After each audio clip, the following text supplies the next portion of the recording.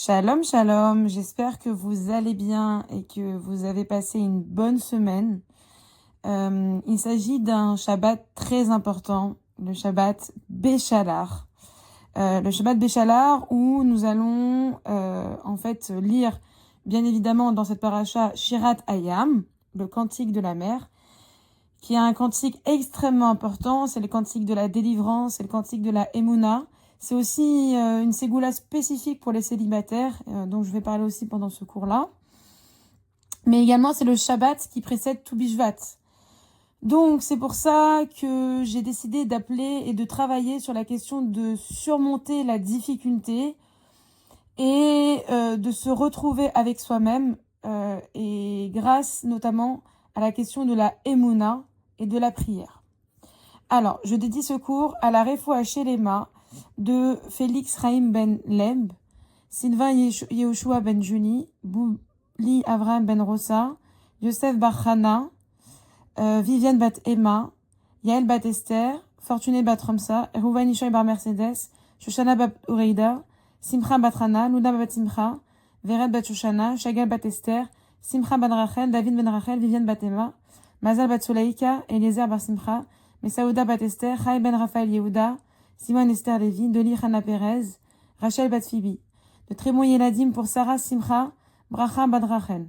Leilou Nishmat, Chaim Douya bar Madeleine, Daniel Kayam, Lydia Mesaouda bat Esther, Avraham ben David, Félix bar Nissim ve Eugénie, Aaron Shmuel ben Shimon ve Freida, Avraham bar Chomsa, Marcel Léa bat Mesaouda, Rav Yosef Aloul ben David, Shlomo Alevi, Chaya Janine Chana bat Esther, Sacha David Chaim bar Ruth ve Avraham, Shaninou bat Rivka ve Nissim, Ivan Mesaouda bat Joséphine Flera, Linda Esther bat Kamuna, Urida bat Esther Alevi les bêtes de Hamindon bar Mesaouda, Hana bat Julie Tayeb de Betakwen, Rav David Akwen par Chomsa, Yitzhak bar Urida ve Rachamim, Chaya bat Perla, Touvia bat Sedele, tous ceux qui sont partis depuis le 7 octobre. Un bon zivou pour Ayala Batia, Adassa bat Simcha, Vered bat Shoshana, Anaël bat Sipora Rachel et Léana bat Nathalie. Alors, pour ce cours Béchalar. Comme vous le savez, Béchalar, c'est le moment où, après la période, bien sûr, des diplômés d'Égypte, etc.,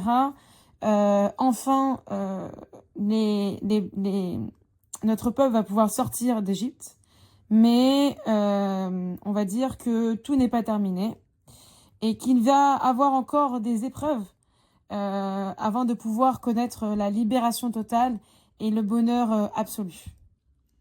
Donc, Pharaon, peu après avoir laissé les enfants d'Israël quitter l'Égypte, les pourchasse et les force à revenir.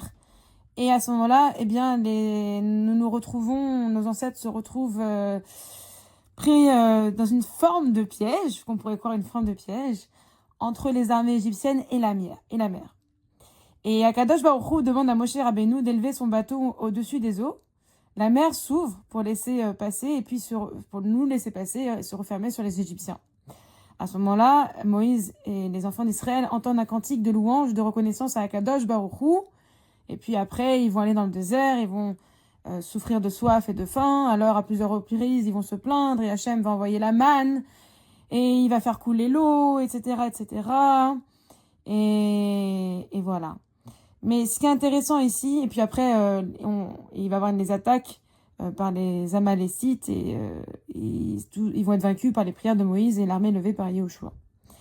Très bien. Mais là, moi, ce qui m'intéresse, c'est surtout la question de l'épreuve, de la difficulté. Et en fait, la Béchalar, c'est vraiment l'épreuve de la Emouna. Ça veut dire que si t'as pas la Emouna face à une mer qui est là, devant toi, et derrière, t'es pourchassé par les Égyptiens.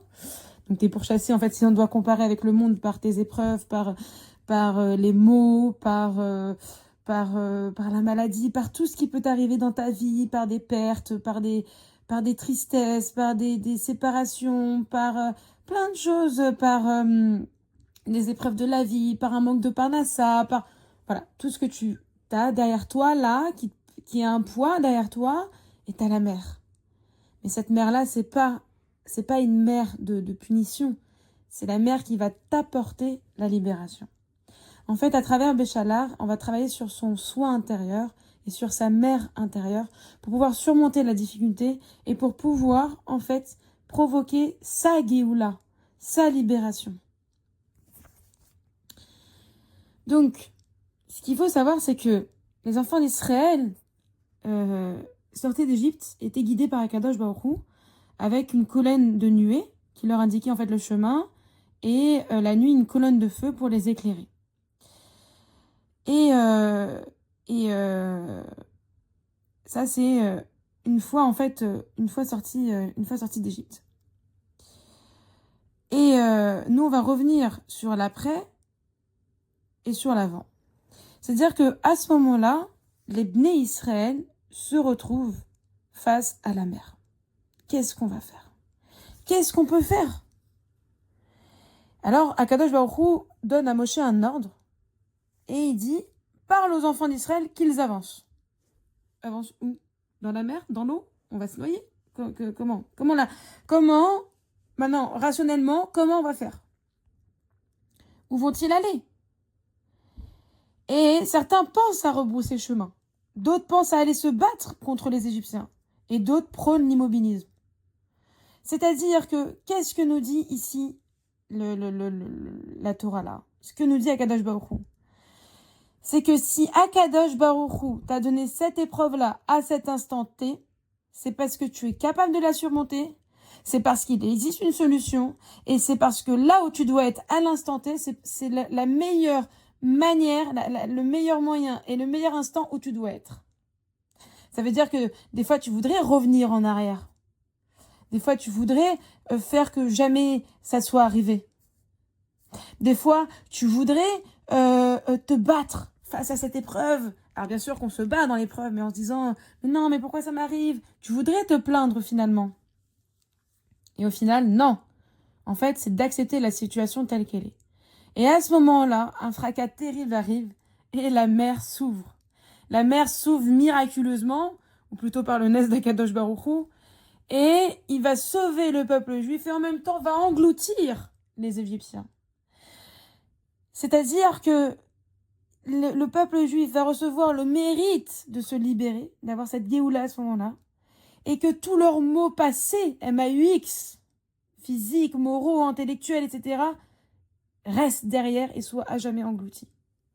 Ça, c'est l'épreuve de la Emouna. Ça veut dire que si tu marches avec Akadosh Baruch Hu, si tu décides d'avancer vers Akadosh Baruch Hu, si tu décides d'avancer finalement vers le Har Sinaï, puisque c'est ça l'objectif final, sans te retourner, sans t'arrêter face à un monde hostile, sans penser que tout est infranchissable et tout est impossible, alors regarde devant toi, avance et quoi qu'il arrive, tous tes obstacles, toutes tes épreuves vont s'arrêter et la mer de la délivrance va s'ouvrir. C'est-à-dire que même face à ce qui nous paraît à nous impossible, on peut réussir. Parce que avancer, c'est vaincre. Avancer, c'est avoir la Emouna. Avancer, c'est avoir Akadosh Baruch Hu toujours à ses côtés. Et à ce moment-là, ce qui est intéressant, c'est que sur les rives de la mer Rouge, les Juifs vont entonner à ce moment-là un grand chant. Un chant exceptionnel. Le Shir Rat Hayam. Ce chant, c'est un chant que on sait qu'il a vraiment de très très grandes comment dirais-je, il a des répercussions très importantes parce que c'est vraiment une louange à Kadosh Baruch Hu, c'est vraiment c'est comme le Mizmor Letoda, c'est vraiment un chant exceptionnel. Mais au-delà de ça, le Shirat Hayam, c'est un chant, on sait qu'aujourd'hui pour la Ségoula, pour les célibataires, je reviendrai dessus, mais c'est un chant qui a des vertus assez incroyables. Ce Shirat Hayam, il est chanté et entonné et commencé par Myriam, la sœur de Aaron HaKohen et de Moshe Rabbeinu, la prophétesse, qui va prendre son tambourin et toutes les femmes vont la suivre avec le tambourin et chanter Akadosh Baruch Hu. La première chose qu'on se pose la question, c'est d'où vient ces tambourins?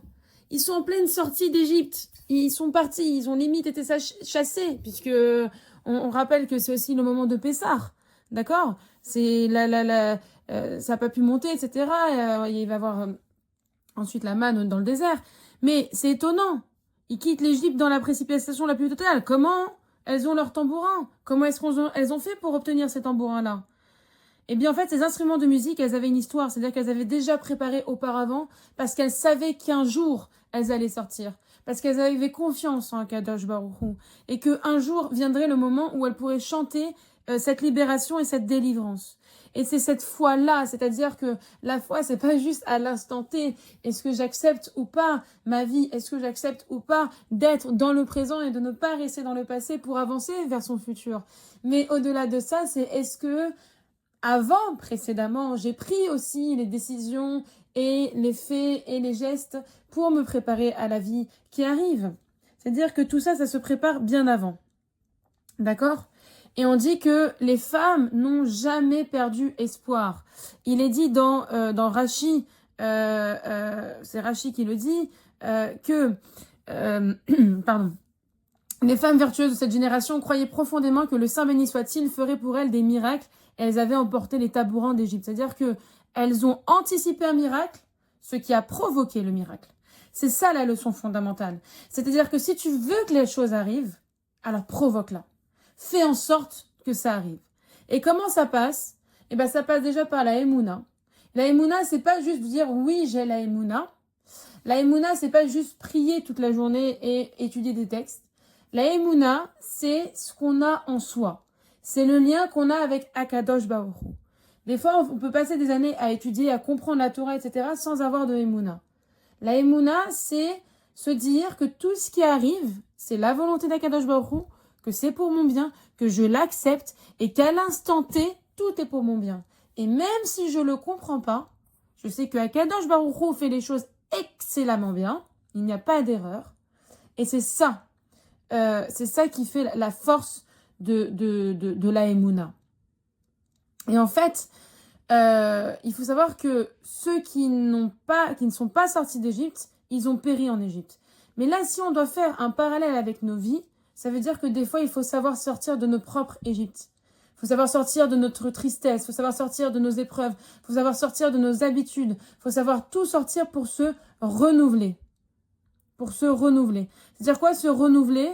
Ça veut dire que, en fait, il faut savoir aussi analyser ces situations.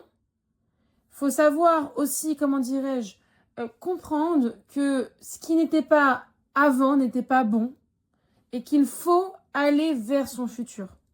Et il y a la question aussi de l'eau. L'eau, c'est ce qui permet de nettoyer. L'eau, c'est ce qui permet de se purifier. Et en fait, le peuple d'Israël, à ce moment-là, les nés Israël, sont passés d'une étape à une autre. Ils sont passés d'une épreuve où ils étaient dans la misère, dans la difficulté, dans la cruauté, dans tout ce qui va de moins bien, à la libération vers le désert. Et je crois qu'il n'y a pas plus fort que ça, finalement, dans cette paracha. Alors, bien sûr, ce qui va arriver après, c'est encore une autre difficulté. Mais nous, à notre époque, on se dit, mais comment est-ce qu'ils peuvent oser se plaindre, demander à Kadosh Baruch Hu l'eau, la manne, après qu'ils soient sortis d'Égypte? C'est vrai que c'est un peu, pour nous, c'est un peu incompréhensible, mais il y a des situations aussi similaires dans notre monde contemporain. Ils se sont plaints, ils ont dit alors tu nous as fait sortir d'Égypte, c'est pour qu'on meure ici dans le désert, il n'y a pas d'eau, il n'y a pas à manger, il n'y a pas rien. Ils ont exprimé leur insatisfaction, ils se sont plaints en fait finalement dans cette période-là. Et on dit qu'ils étaient complètement piégés, qu'il y avait des bêtes féroces, ils les pourchassaient, etc., etc. Et l'impasse qu'ils se trouvaient, on l'a dans Shir HaShirim, dans le Cantique des Cantiques, quand le roi Salomon dit « Ma colombe nichée dans les fentes du rocher, cachée dans les pentes abruptes ». Ça veut dire que à ce moment-là, ils étaient dans quelque chose de pas bon du tout. Mais l'épreuve, là, c'est la plainte.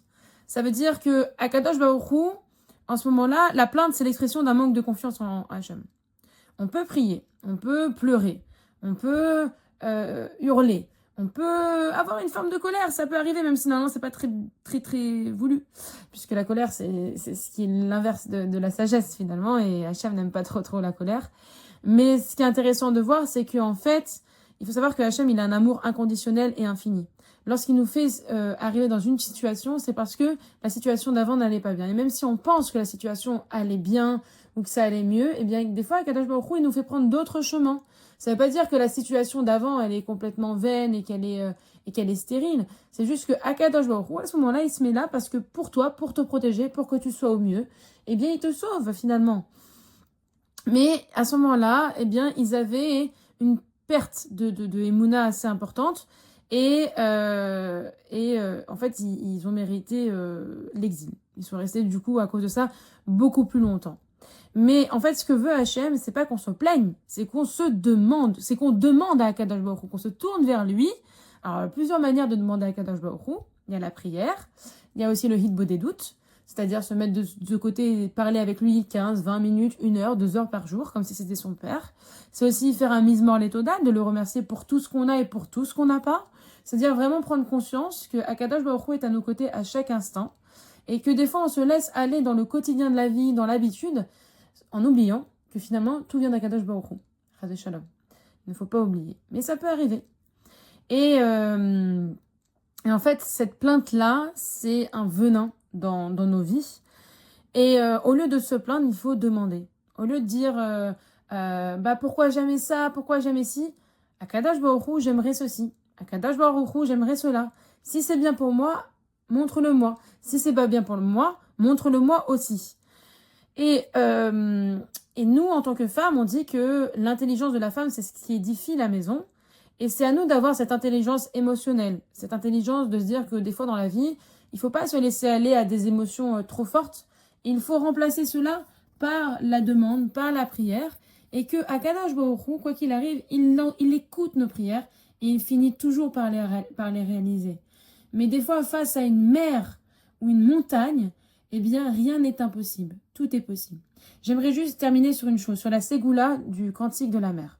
Shirat Hayam, c'est un moment exceptionnel. On le lit 2 fois, Shabbat, Béchalar, avant tout Bishvat, et le 7e jour de Pessah, parce que c'est une Ségoula pour trouver son conjoint.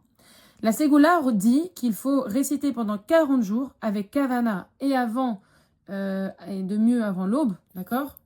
Eh bien, le réciter de cette façon, ça annule les mauvais décrets, ça déverse une abondance de bénédictions et ça permet de trouver son âme sœur. Pourquoi ? Parce que le lien entre le moment de l'ouverture de la mer des joncs et le fait de trouver un conjoint, c'est une sorte de déchirure d'un état d'union et de perfection. Je vais m'expliquer. En fait, à ce moment-là, le Baal Shem Tov nous explique que tout ce qui se passe dans la nature a déjà été fixé au moment de la création. D'accord ? On dit aussi que 40 jours avant la formation de l'embryon, Gmara Sota 2, une voix céleste annonce un tel ira avec un tel. C'est-à-dire que le couple est fixé d'avance. Mais lorsque les âmes sont descendues dans le monde, elles ont été déchirées, elles ont été divisées et sont descendues comme reti-reti, demi-demi. L'une est née chez tel parent, l'autre est née chez tel parent, et elles vont passer leur vie à s'unir, à renoncer à la séparation et à essayer de s'unir et retrouver cette union totale. Le Baal Shem Tov nous explique que le conjoint est fixé à l'avance, mais comme toute subsistance dans ce monde de matérialité, les conditions premières prononcées au moment de la création de l'homme sont modifiées en fonction de ses actes. Et des fois, ça change. Et du coup, des fois, au tel point que c'est plus reconnaissable et c'est hyper compliqué à unir. Le Shirat Hayam a été récité dans le cas d'un événement où il y avait l'élévation d'émotions, où il y a eu ce prodige dans un moment d'impossibilité. Et c'est un moment où les lois de la nature n'avaient pas d'issue. Mais seules les voies d'Akadosh Baruch Hu ont apporté le miracle. Ça veut dire quoi ? Ça veut dire que même dans la difficulté, eh bien ceux qui sont destinés à s'unir, les âmes sœurs, les reti-reti, finiront, quoi qu'il arrive, par s'unir, par se trouver ou se retrouver. On a beau lutter contre, on a beau dire, on a beau demander et dire mais je veux pas trouver mon mazal, mais il n'est pas encore arrivé. Si, il arrive, t'inquiète pas, hein, il arrive. Mais c'est pas la bonne personne. Alors si c'est pas la bonne personne, si c'est vraiment pas la bonne personne, Akadosh Baruch Hu, il fera tout pour vous séparer. Ça c'est sûr. Mais si c'est la bonne personne, il fera tout également pour vous faire retrouver. Donc il faut pas, même si c'est plus difficile à dire qu'à faire et qu'à ressentir, des fois il y a des épreuves, c'est pas une fin. C'est pas une fin. Soit il y a quelque chose de bien meilleur qui arrive derrière et vous remercierez Akadosh Baruch Hu de vous avoir donné quelque chose de bien meilleur parce que Hachem, il vous aime. Il vous laisse pas dans des situations difficiles. Soit il vous permettra de redonner vie à quelque chose qui semblait fini, mais aussi d'une façon bien meilleure que précédemment. Et Hachem, il dit que lors de la création du monde, il avait comme condition à la mer, je t'ordonne de t'ouvrir, mais retiens que tu dois revenir à ton niveau, c'est la condition. Ça veut dire que Akadosh Baruch Hu, une fois que la mer a été fendue en deux, elle a tout de suite voulu revenir à son état initial, se relier à l'eau qui avait été séparée d'elle et revenir à l'état naturel. C'est le même principe pour le couple. C'est-à-dire que Hachem a créé l'homme et la femme d'une seule pièce, il les a créés masculins et féminins. Ils sont arrivés, ils sont descendus dans ce monde et ont été déchirés, et ils vont passer leur vie à se chercher et à se retrouver. Parce que c'est ça. Notre âme cherche sa moitié. Et il n'existe pas d'âme Chéti sans Chéti. Ça n'existe pas. Donc tous ceux qui disent « Je ne trouverai pas mon mazal, ça c'est pas possible ». Si, il est là, elle est là, il existe, elle existe, et vous finirez par vous unir dans les meilleures conditions.